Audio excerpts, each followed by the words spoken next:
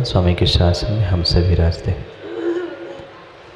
और उनके पावन पीयूष देशना हम सभी के लिए परम उपकारी। अनादिकाल से हमारी आत्मा जो जन्म, जरा और मृत्यु रूपी रोग लगे, उन रोगों का उपशमन करने वाली कोई परम औषधि है तो वह एकमात्र यह जिनवाणी। भव्य आत्माओं, आज तक जीव ने भोगों के पीछे क्या कुछ नहीं भोगा। एक क्षण के चंद मिनटों के भोगों के पीछे कितने सालों का और कितने भवों का दुख उस जीव ने भोगा। जब जब जीव उन भोगों को भोगता था, चाहे आप हो चाहे हम हो, प्रत्येक जीव चंद मिनटों के भोगों के पीछे कई भवों के दुख को खरीद कर रख लेता। भले ही उन चंद मिनटों में उसे बहुत अच्छा लगता है कि मैंने बहुत अच्छे सुख भोगे, पर माँ वास्तव में वे सुख नहीं थे, वे तो दुख ही दुख थे। क्योंकि जो इंद्रियों के भोग है वे प्रत्येक इंद्रियों के भोग हमारे लिए दुख ही देने वाले हैं। इसलिए तो आचार्य भगवंतों ने कहा दुख में वा। इस संसार में दुख का अगर कोई निमित्त है, दुख के अगर कोई साधन है तो इंद्रिय भोग है। और इस जीव ने एक एक इंद्रिय के पीछे पता नहीं कितने सारे कर्मों का और दुखों का आसरो बंध कर लिए। मन नहीं भोगते ना भोग। एक इंद्रिय का विषय पूर्ण नहीं होता तब तक दूसरे की तैयारी, दूसरा पूर्ण नहीं होता तब तक तीसरे की, तीसरा नहीं हुआ तो चौथे की। प्रतिपल मात्र भोगों की श्रृंखला चल रही है, जिसका अंजाम ये हुआ कि प्रतिफल दुखों की वह श्रृंखला हमारे जीवन में आ गई। किसने दिए? घर वाले, पड़ोसी, अड़ोसी? कोई नहीं। कोई दूसरा आपको सुख दुख देने का करता है ही नहीं है। सुख दुख का अगर कोई करता है वह आपके स्वयं के भोग, स्वयं की करतुती और स्वयं के कार्य ही है। बहुत सारे कार्य किए जीवों ने, बहुत सारे कार्य किए, पर प्रत्येक कार्य में, प्रत्येक कार्य के पीछे कहीं ना कहीं भोगों की, कहीं ना कहीं इच्छाओं की परिणति रही, जिस कारण से उस कार्य का फल अच्छा मिलने की जगह हमें बुरा मिलता रहा। हम तो ये सोच रहे थे, हम तो भगवान की पूजा कर रहे हैं, आराधना कर रहे हैं, गुरु की सेवा कर रहे हैं, कहने के लिए तो भगवान की पूजा की, दूसरों को दिखाने के लिए भी हमने भगवान की पूजा की, पर भगवान की पूजा करते करते भी हम भोग भोगते रहे। अभी नहीं आएगा समझ में, पर आएगा समझ में जरूर। समस्या तो यही है माँ, समय पे समझ नहीं आती ना। समय पे बात समझ में आ जाती, समय पे समय की बात समझ में आ जाती तो जीव क्या कुछ नहीं कर जाता। समझ आती है, ऐसा भी नहीं है कि समझ नहीं आती, समझ भी आती है, पर समझ तब आती है अशोक जी जब समय छूट गया होता है। यही तो समस्या है सब जीवों के साथ। जब समय होता है तब समझ नहीं होती, और जब समझ होती है तब समय निकल गया होता है। अभी फिर भी समझ है, अभी माँ फिर भी समय है। समझो समझो और समझने का, संभलने का प्रयास करो। दूसरों को दिखाने के लिए जो जो हमने कार्य किए, वहाँ प्रत्येक कार्य में हमने भोगों की ही परिणति रखी। कितने कितने कितने भोग भोगे। रास्ते में चल रहे तो भोग भोग रहे, घर में दुकान में बैठे हैं तो भोगों की तैयारियां चल रही है। इतना नहीं, हम देव शास्त्र गुरु के सामने बैठे बैठे भी इंद्रियों के भोग भोग रहे हैं। नहीं भोग रहे आप लोग? एक नज़र ऊपर उठा के देखो ना सब लोग, एक नज़र अपने अपने ऊपर उठा के देख लो कहाँ कहाँ बैठे हैं। जहाँ पंखा नहीं है वहाँ जगह खाली है। देखो पीछे मुड़ के। हमें भगवान देव शास्त्र गुरु नहीं दिखते, हमें वो सुदर्शन चक्र चाहिए। हमें वो भोग विलास के साधन दिखते हैं। देव शास्त्र गुरु के पास पहुंचकर भी, मंदिर में पहुंचकर भी हम तो ये मान रहे थे हमने तो भगवान की पूजा की, अब तो पाप मिटने चाहिए। पाप मिटाने के लिए, दुख मिटाने के लिए भोगों को भी तो छोड़ना पड़ेगा। कितने भोग छोड़ पाए? यहाँ बैठे बैठे भी अगर माँ घर में भोजन की, रसोई की याद आ रही है, ये भोगों की आकांक्षा, भोगों की तैयारी नहीं है। यहाँ बैठे बैठे भी दुकान की चाबी और वह गले में रखे हुए पैसे और धन याद आ रहा है, तो क्या भोगों की तैयारी नहीं है? नरकों की तैयारी नहीं है? बोलो हाँ कि ना? जानते हैं आप लोग? जानने के लिए तो महाराज जी बहुत कुछ जानते हैं पर मानते नहीं है। सभी जीवों की सबसे बड़ी समस्या यही है, जानने के लिए इतना इतना इतना इतना जानते हैं पर मानने के लिए इतना सा भी नहीं मानते। जो भोग भोगते हुए पाप करेगा, बहुत आरंभ परिग्रह करेगा, वो कहाँ जाएगा? बोलो ना, मौन है। कहाँ जाएगा माँ? नरक जाएगा। आप लोग कहाँ जाओगे? आपको नरक जाना है ना? स्वर्ग तो जाने की बात कह रहे भैया, पर तैयारी किसकी कर रहे हो? तैयारी की तो भी बताओ। आप मात्र शब्दों से कह रहे हैं हमें स्वर्ग जाना है, मोक्ष जाना है, पर क्या मात्र कहने से स्वर्ग और मोक्ष जाओगे? तैयारी किसकी चल रही है? प्रतिपल प्रतिपल भोगों की उन परिणति के निमित्त से जीव स्वयं स्वयं उस नरकों में पहुंचने की तैयारी कर रहा है। जाना कहाँ पड़ेगा माँ? भले ही इच्छा नहीं हो, जाना तो वही पड़ेगा। पल पल पल पल परिणति मात्र जीवों की भोगों पर है। कभी रसना इंद्रिय के पीछे, कभी स्पर्शनेंद्रिय के पीछे, फिर कभी कर्णेंद्रिय के पीछे, और ये सभी इंद्रियां एक क्षण रुक भी जाए पर मन किसकी मानता है? रात में सोते सोते में भी सपनों में जीव भोग भोगता है। पाप नहीं लगता होगा ना? पाप नहीं लगता होगा ना? लगता है। तभी तो कहा है सपनों में भी दोष लगाई। पढ़ा तो खूब हमने, पर कभी उसका प्रायश्चित लिया? कभी उन दोषों से बचने का प्रयास किया? नहीं किया। कैसे मिलेगा सुख? कैसे बचेंगे दुखों से? मात्र भगवान के सामने खड़े होकर घंटों घंटों पाषाण के भगवान को, पत्थर को भी सुना डाला, भोगों को इतना भोगा कि नहीं पड़ा?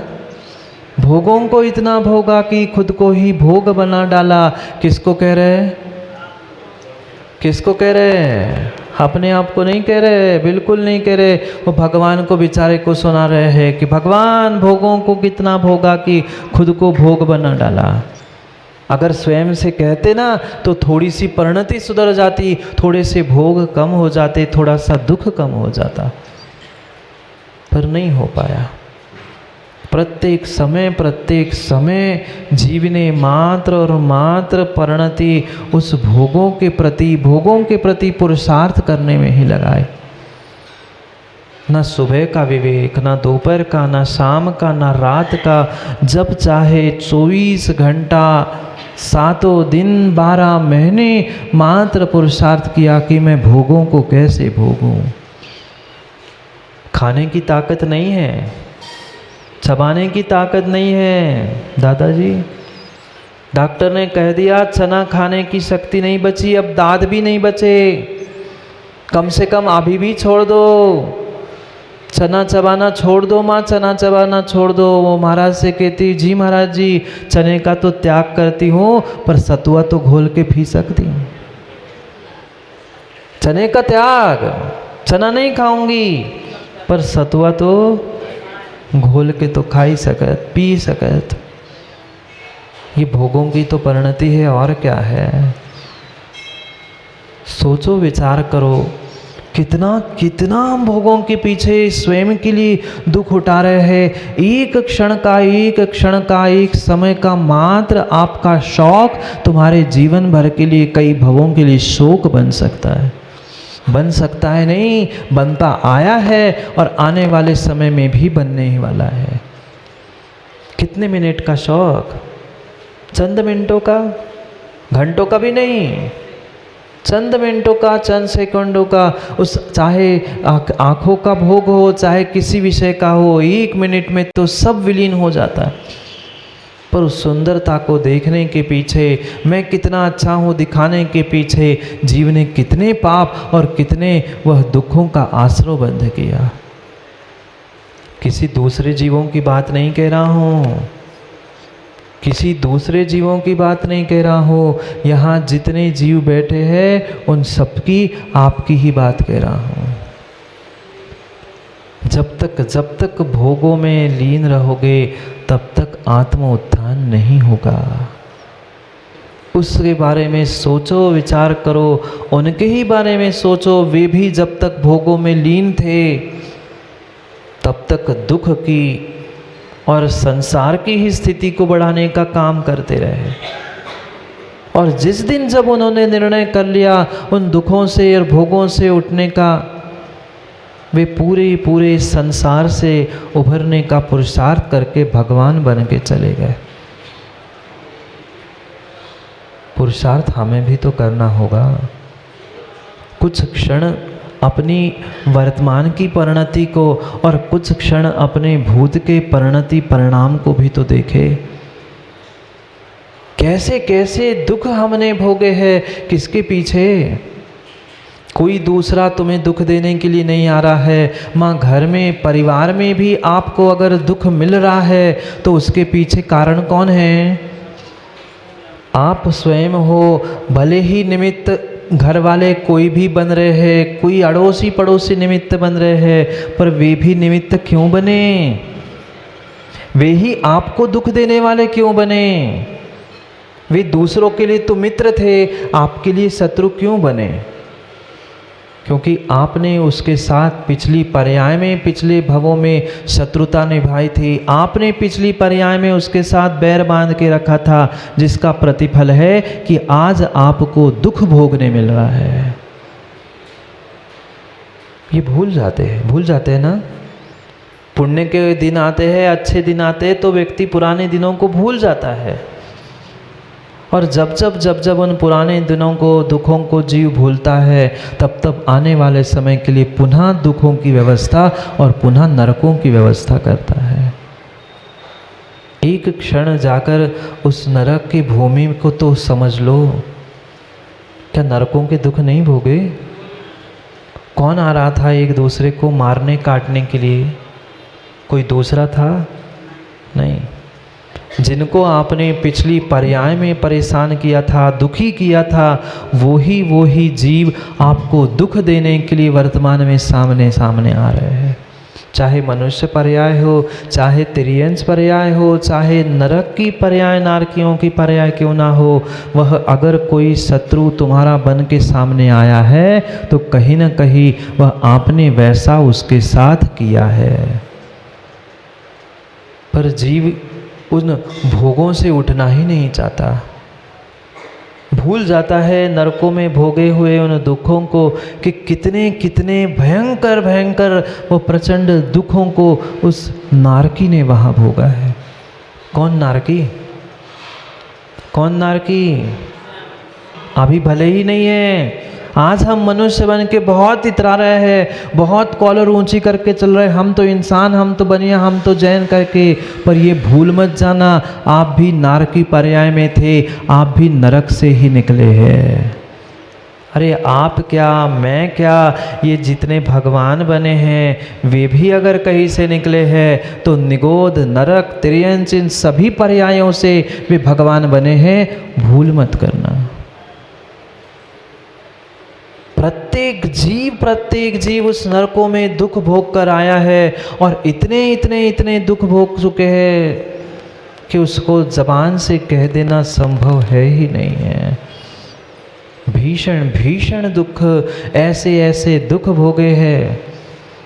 उस गर्मी को नहीं सहन करने के कारण दौड़ पड़ा जीव, कहीं तो ठंडक मिलेगी, कहीं तो ठंडक मिलेगी, जाके नदी में डूब गया। पर कौन सी नदी थी? पानी की नदी थी। तत्क्षण में वह कृमि आदि से भरी हुई, खून पीप आदि की वो वैतरणी नदी बन गई। जैसे आप लोग सोच रहे ना कि हम भोग के सुखी हो रहेंगे, भोग के सुखी हो रहे हैं, तैयारी तो नरकों की कर रहे हैं और जाने की इच्छा स्वर्गों की रख रहे हैं। वे नारकी भी यही सोच रहे थे, मैं भी यही सोच रहा था कि चलो थोड़ी सी तो गर्मी कम हो जाएगी, बैठ लूँगा, थोड़ा सा नदी में डुबकी लगा लूँगा, शांति मिलेगी। अब काय की शांति? जैसे वह तेजाब जैसे जहर में हाथ डालने से झुलसता है, ऐसे भयंकर वेदना से भरे हुए उस नदी में जाकर डूब जाता है। वहाँ भी सोचता है चलो कोई बात नहीं, अब कम से कम इससे तो निकलूं। उस नदी से भी निकलता है, भागता है, निकलकर भागने का प्रयास करता है। बहुत दूर एक सुंदर वृक्ष को देखता है, सोचता है चलो ये जो तेजाब जैसे पानी से मैं नहा चुका हूँ, ये जो जलन पड़ रही है, कम से कम उस पेड़ के नीचे बैठकर उसकी हवा से शीतलता को तो प्राप्त कर लूँ, थोड़ी सी ठंडक तो मिले। आप भी तो खोजते हैं ना माँ, बढ़िया पंखा, कूलर, एसी, कितनों की हवा खोजते हैं। एक क्षण, एक मिनट भी व्यक्ति बिना पंखे, बिना कूलर के नहीं रह पाता है? 5 मिनट लाइट चली जाए बराठा तो भगवान याद आ जाते हैं। 5 मिनट भी चैन, 5 नहीं 2 मिनट वे बंद होके इन्वर्टर चालू होने में भी समय लग गया तो 50 बार ठोकने पहुंच जाता है, क्या हो गया, चालू क्यों नहीं हो रहा पंखा? कितने भोग भोगे? क्या कभी विचार किया उन भोगों को भोगने के पीछे, उन पंखे, कूलर, एसी में कितने जीवों को काट के मार डाला? नहीं।